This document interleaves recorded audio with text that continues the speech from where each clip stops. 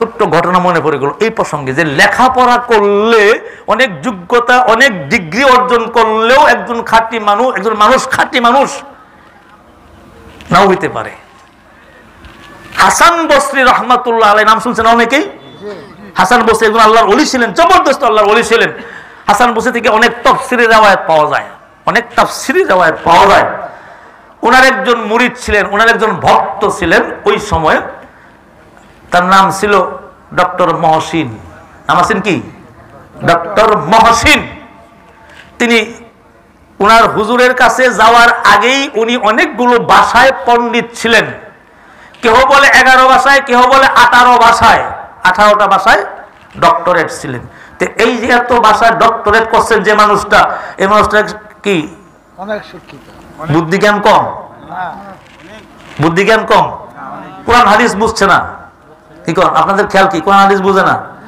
যেমন আমাদের বর্তমানে একজন ডক্টর আছে আমাদের দেশে একজন ডক্টর আছে, নাম করা, আসলেই অনেক ভাষার উপর যোগ্যতা আছে। ওনার বয়ান শুনছেন আপনারা কেউ? তার বক্তব্য শুনছেন? বিশাল বিশাল দক্ষ, যেমন পারে বাংলা, তেমন পারে ইংরেজি, তেমন পারে হাদিসের উপরে বক্তব্য, অসম্ভব।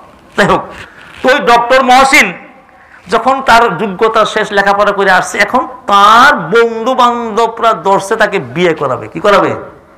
বিয়ে করাবে। কারণ ছেলে যখন যোগ্য হয়ে আসে তখন পিতা মাতার আশা থাকে না যে আরে ছেলেটা আমার ভাইয়ের থেকে আসছে, হুজুর একটা মেয়ে দিন। আমার কাছে একাধিক আবদার আছে এরকম, হুজুর একটা মেয়ে, ভালো একটা মেয়ে দিন আমার কাছে। আজকেও একজন আলাপ করছে, আমি বলি ভাই ছেলে মিলানো সহজ, মেয়ে মিলানো কঠিন। মেয়ে মিলানো যায় না, আপনার চাহিদা অনুযায়ী মেয়ে মিলানো যায় না। আজকে 6 মাস ধরে ঘুরতেছে এক ভদ্রলোক, 6 মাস ধরে ঘুরতেছে, মানে তার চাহিদা যেমন মিলাইতে পারি না। যাই হোক, ডক্টর মহসিনের বন্ধু বান্ধব মিলা একটা বিয়ের পাত্রী দেখবে, কারণ ডক্টরের চেহারাও সুন্দর, ভালো, অনেক যোগ্যতা। উনি তো আরবি, হাদিস, কোরআন শরীফ এগুলো কি ভালো জানে, শোনা আছে তার, আর অন্য অন্য জ্ঞান তো আছেই। এবার চিন্তা ভাবনা করে খোঁজাখুঁজি করে, যাই হোক লম্বা ঘটনা তো খাটো করে বলি, একটা সিদ্ধান্ত নিল জানাজানি করার পরে যে একটা মেয়ে আছে খুবই ধার্মিকা, খুবই ধার্মিকা, তার নাম হইল রাবেয়া বসরি। নাম কি? নাম কি? রাবেয়া বসরি। নাম কইলে আপনারা অনেকে বুঝছেন না রাবেয়া বসরি কেমন মেয়ে, কেমন মেয়ে? আঙ্গর দেশের নারীদের মতোই তো, নামে তো আঙ্গর দেশের রাবেয়া মেলাই আছে, কিন্তু ওই রাবেয়া কেমন রাবেয়া, আল্লাহু আকবার। যেই রাবেয়া বসরি এই সাধনার জগতে, তাসাউফের জগতে এমন যোগ্যতা অর্জন করেছে গো আমার ভাইয়েরা, বন্ধুরা। সাধনা এমনি, তাসাউফের জ্ঞান এমন একটা জিনিস, এই সাধনার জগৎ এমন একটা জিনিস, আপনার নিজেকে নিজে বিলীন করে দেওয়া যায়, নিজেকে নিজে। আপনার যেমন আমাদের প্রত্যেকটা মানুষের 4টা বস্তু দিয়ে গঠন না, আগুন, পানি, মাটি, বাতাস। কয়টা? আগুন, পানি, মাটি, বাতাস, 4টা বস্তু দিয়ে মানুষ সৃষ্টি। এই 4টা বস্তুকেই আলোক করে দেওয়া যায়, এটা আমাদের জ্ঞানে ধরবে না, অনেকের জ্ঞানে ধরবে না। তো রাবিয়া বসরি এমন ছিলেন, তিনি নিজেকে বিলীন করে দিতে পারতেন না, মানে আপনার চোখের সামনে তিনি নাই, হাওয়া হয়ে গেছেন। একটা অংশ বাতাসে গেছে, একটা অংশ মাটিতে গেছে, একটা অংশ আগুনে গেছে, একটা অংশ পানিতে গেছে, তিনি নাই। এমন হইতে পারতেন, এমন যোগ্যতা আল্লাহ পাক দান করছিলেন। কন্যা সুবহানাল্লাহ, আর ওজনে কন্যা সুবহানাল্লাহ। ওই রাবিয়ার প্রস্তাব দিল ডক্টর মহসিনের পক্ষ থেকে, তার বন্ধু বান্ধব, হ্যাঁ একটা মেয়ে পাইছি রাবিয়া, হাসান বসরির একজন ভক্ত মুরিদ, তার কাছে গেছে। রাবিয়া, তোমার একটা বিয়ের প্রস্তাব নিয়ে আসছি। কে? এই যে দেখো ওই ছেলেটা বিরাট, উনি কে? উনি ডক্টর মহসিন, অনেক যোগ্যতা সম্পন্ন, চেহারা খুব ভালো, সুদর্শন, অনেক নামি দামি, অনেক ভদ্র, অনেক পয়সাওয়ালা মানুষ। আচ্ছা, রাবিয়া বসরি তিনি তো গরিব, একেবারে গরিব ফ্যামিলি। আগে ছিলেন দাসী, পরে মুক্তি হইয়া আল্লাহ পাক তাকে মুক্ত করছিলেন। পরবর্তীতে তিনি সাধনার জগতে এমন ভাবে বিলুপ্ত হয়েছেন, আল্লাহর ধ্যানে মগ্ন থাকেন বেশি সময়। কন্যা সুবহানাল্লাহ। উনি কি হিকমত খাটাইছেন দেখেন। ওনার তোর বাপ মা কেহ নাই, এখন ওনার আছে কি একজন শায়েখ, আছে কি একজন শায়েখ, যাকে বলা হয় রুহানি পিতা। কি বলা হয়? রুহানি পিতা বলা হয়। উনি বললেন যে আমার একজন মুরব্বী আছে, ঠিক আছে, সুন্দর ভালো একটা প্রস্তাব, হ্যাঁ আমার এমন একটা ভালো যোগ্য ছেলে হলে তো ভালোই হয়। ডাইরেক্ট নাও করে নাই, হ করে নাই। উনি বললেন যে আমার একজন মুরব্বী আছে, গার্ডিয়ান আছে, একটু দয়া করে তার কাছ থেকে অনুমতি আনলে আমি রাজি আছি। আমার শায়কে যদি বলে দেয় আলহামদুলিল্লাহ, আমার কোনো আপত্তি নাই। দেখেন হিকমত কৌশল কোথায়।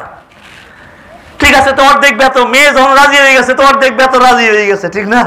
এবার সুজা গেছে হাসান বস্তির দরবারে, কন্যা আলহামদুলিল্লাহ। কার কাছে? আল্লাহর ওলি, তৎকালীন জগৎ শ্রেষ্ঠ আল্লাহর ওলির কাছে গেছেন। এবার আল্লাহর ওলির কাছে যাইয়া সালাম দিয়া পরিচয় দিল, হুজুর। বলে আপনারা কারা? বলে যে উনি হলেন ডক্টর মহসিন, ওনার একটা বিয়ের প্রস্তাব, আপনার একজন ভক্ত মুরিদ রাবিয়া নামে। বলে হ্যাঁ আছে তো, তিনি আপনাকে আপনার কাছে পাঠাইছেন, তিনি তো রাজি আছেন এই ডক্টর মহসিনের কাছে ওনার বিয়ের জন্য। হুজুর আপনি যদি অনুমতিটা দিয়ে দিতেন তাহলে, উনি বলছে হুজুর রাজি হইলে, আপনি রাজি হইলেই উনি রাজি হয়ে যান। তাই নাকি? বলে হ্যাঁ। আলহামদুলিল্লাহ, ঠিক আছে, একটা কাজ করেন।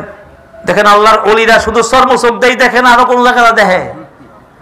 শুধু চর্ম চোখ দেই দেখে। আমরা যেমন দেখি তারা কেমনই দেখে না, একটু ব্যতিক্রম দেখে। তারা একটু ব্যতিক্রম দেখে, তারা চর্ম চোখ দিয়াই যথেষ্ট দেখে না। এই জন্য আল্লাহর ওলিদের কাছে মানুষ যখন, সাধারণ মানুষ যায়, তখন সাধারণ মানুষগুলোর ভিতরের অবস্থাটা কি এটা আমি আপনি বুঝি না। তাদের কাছে গেলে পরে অনেক কিছুই ধরা পড়ে। হাদিসে আছে আল মুমিনু মিরাতিল মুমিন, আল মুমিনু মিরাতুল মুমিন। এক মুমিনে কামিল আরেকজন মুমিনের নাকাশের জন্য আয়না। আয়না, কন্যা সুবহানাল্লাহ। আর জোরে কোন সুবহানাল্লাহ। এবার হাসান বসরি রহমতুল্লাহ আলাইহি আল্লাহর ওলি হিকমত কৌশল অবলম্বন করলেন যে এই লোকটারে যদি না করে দেওয়া হয়, যে না বিয়ে দেওয়া যাবে না, অসন্তুষ্ট হবে। হবে কি না? অসন্তুষ্ট হয়ে যাবে। আর ডাইরেক্ট কি বললেন? ঠিক আছে, বিয়ের পরে একটু খুরমা খাওয়া সুন্নত, একটা কাজ করেন বাবা, আপনি একটু বাজারে যাইয়া, বাজার থেকে একটা মানুষের দোকান থেকে কিছু কি খুরমা কিনে নিয়ে আসেন, কিছু খুরমা কিনে নিয়ে আসেন, তারপরে ইনশাল্লাহ বিয়ে হয়ে যাবে, অসুবিধা নেই। বাজার থেকে একটা মানুষের দোকান থেকে, শর্ত লাগাইছে মানুষের দোকান থেকে কিছু কি খুরমা নিয়ে আইসেন। তো খুশি, বাগ বাগ করতেছে না খুশিতে? আলহামদুলিল্লাহ সবই ঠিক, খালি টাকা আছে পকেটে, দোকানদারে যায় কিনা নিয়ে আসবো। আল্লাহর হিকমত কৌশল বোঝা বড় কঠিন, ওলি আল্লাহদের কেরামতি মারাত্মক বোঝা কঠিন।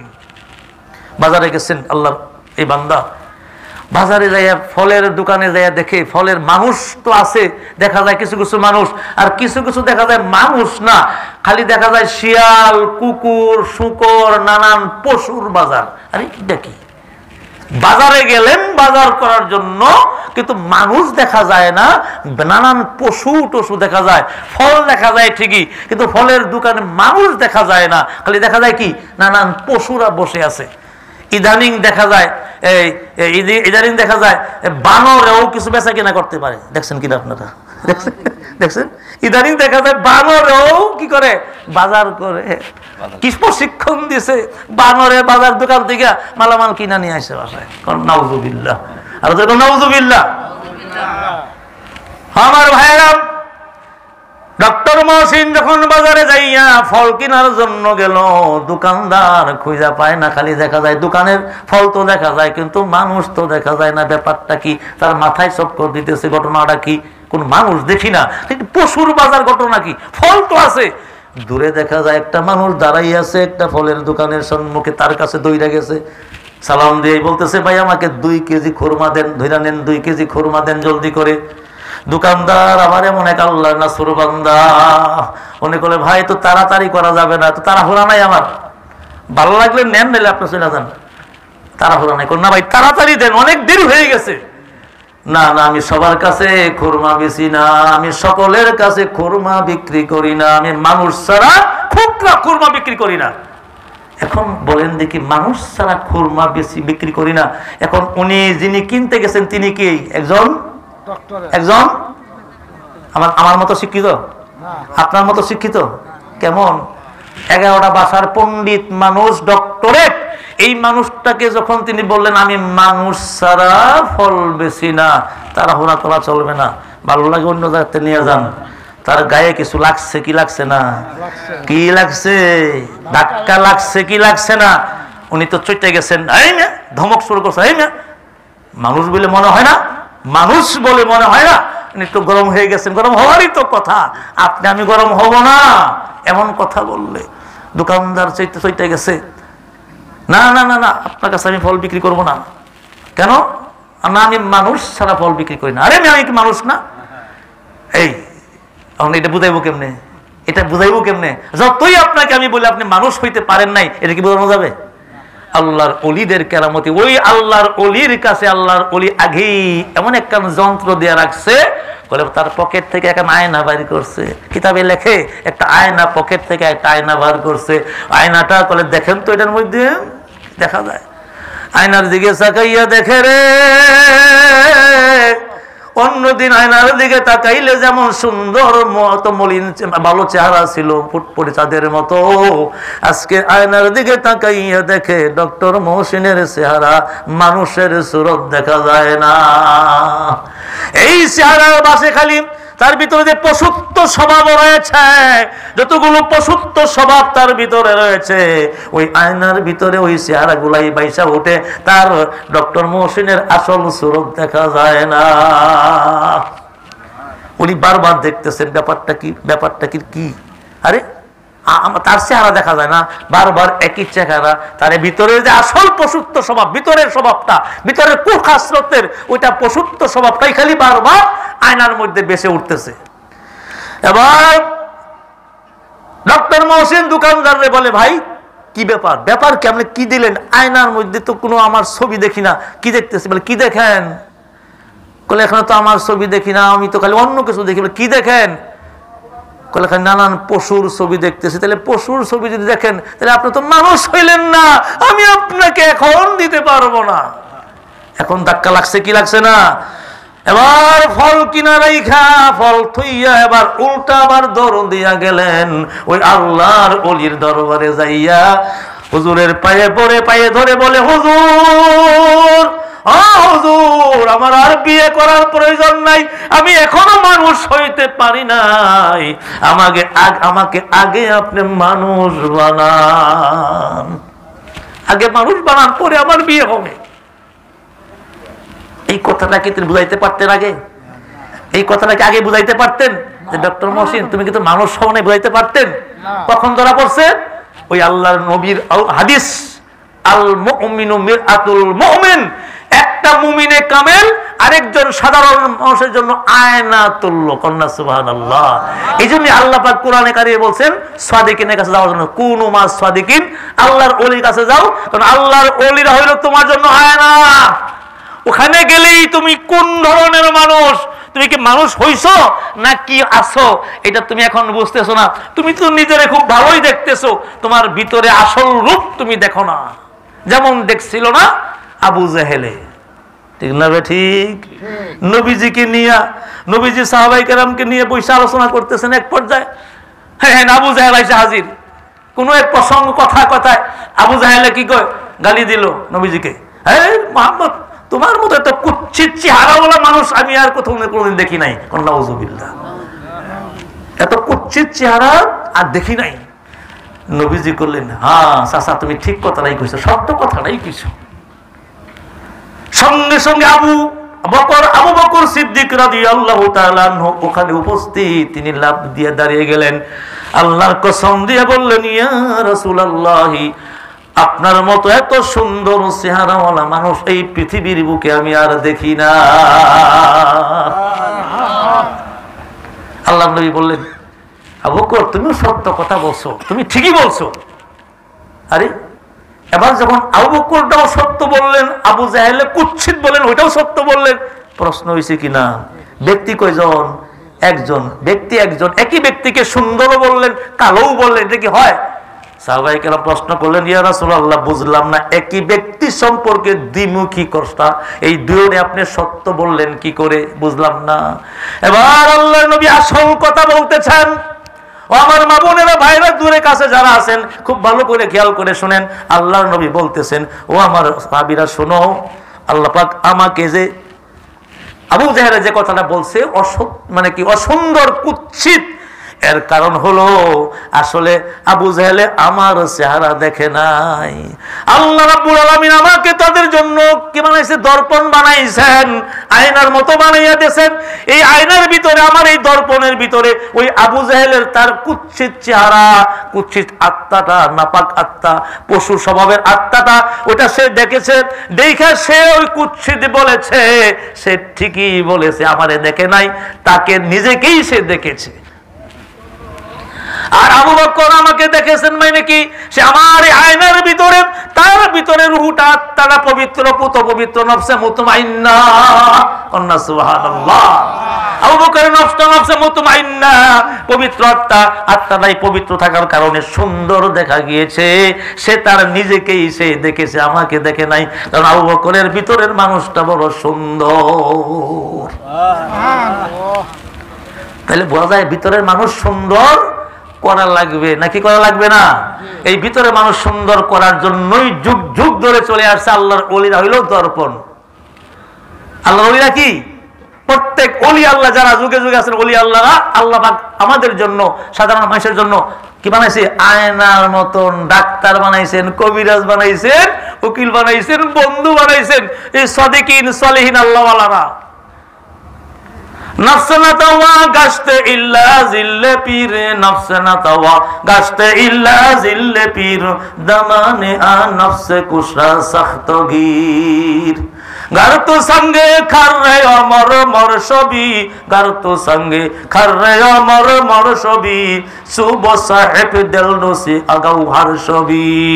ও আমার ভাইয়েরা, বন্ধুরা, আমরা সাধারণ মানুষ, আমার আপনার নফসটা, আত্মাটা নাপাক।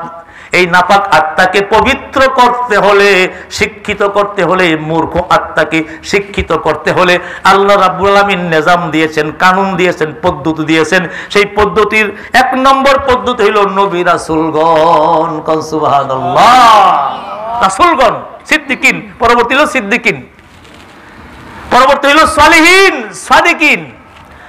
এই সালেহিন সাদিকিনের ভিতরে হইল কিয়ামত পর্যন্ত যত ওলি আল্লাহ, গাউস, কুতুব আসবে দুনিয়াতে, তারা হইল নবীর উত্তরসূরি হইয়া, উলামায়ে হক্কানি হইয়া, ওই নবীজির দর্পণের কাজ, নবীজির তাজকিয়ার কাজ, নবীজির যতগুলো দায়িত্ব ছিল ওই বেলায়েতের মধ্য দিয়া আল্লাহ ওয়ালাগণ সেই দায়িত্ব পালন করে যাচ্ছেন।